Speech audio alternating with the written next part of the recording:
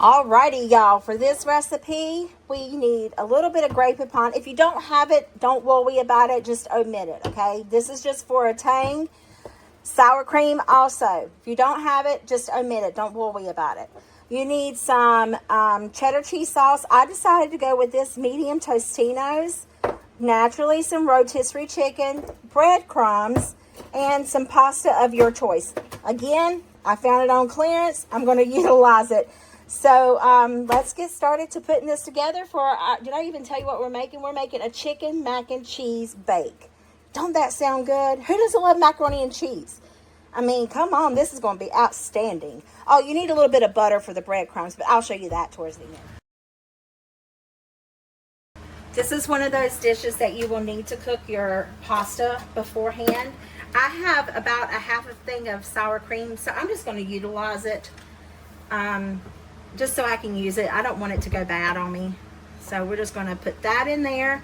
Just kind of give it a stir, warm up that sour cream a little bit. And then we want a little smidgen of some Dijon mustard. This just gives it a little tang. You don't have to have that again. It's up to you. And then inside this goes a half a jar of this because I'm halving it, but I don't know what I'm going to do with that other part of the jar, so I'm just going to put it all in here. It'll just be extra cheesy. I'll just add an extra scoop of chicken. Do y'all know what to do with this? Because I don't. I guess I should have got a smaller container of it, but gosh, this is going to be amazing, y'all. And you can always get the Great Value brand. I didn't see a Great Value brand. I think I should have went down a different aisle versus the aisle I went down for this.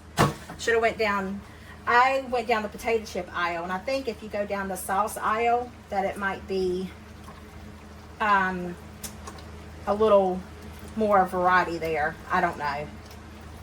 All right, so we're just going to give this a stir. Make sure all that, the mustard and the sour cream and the pasta is very well incorporated. And then I am going to add in a cup, well, maybe a little over a cup, because I have a lot of chicken left. Let me just break that up, because gosh, could you imagine getting that big old piece in there? I did a very half-tailed job at mixing this up, didn't I? I hope I don't want that in there. It's like the skin.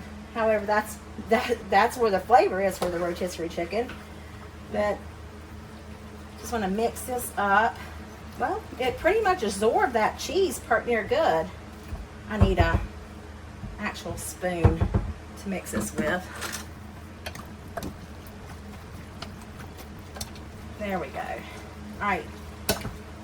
Maybe a little bit more chicken. I wish my chicken was a little bit more shredded. But I didn't do a very good job, y'all, so I do apologize. Shred your chicken pretty good. All right. Now let me go get a casserole. And that's it. Oh, well, the breadcrumbs. Let me get a casserole dish and then we'll do the breadcrumbs. I almost forgot to spray my casserole dish. We'll give it a good spray here.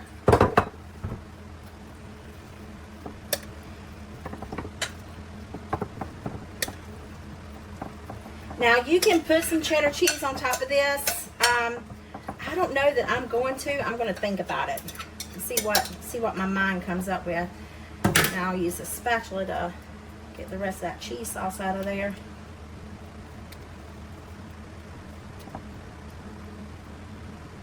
Look at there.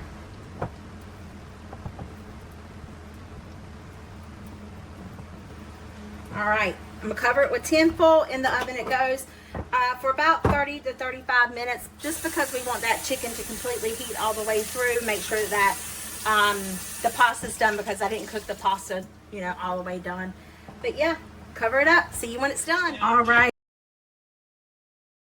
This is our mac and cheese using the queso dip. Man, does it look good. Let's give it a taste test. So that'll work. So that'll be good, yeah. All right, here goes. That's really good. Really good. I'm shocked. I think you can make macaroni and cheese with that sauce. Just don't omit the chicken. That's really good. Well, there you have it. I hope this video put some yummy, tummy, smile in your heart. I'll see you guys in the comments. Bye.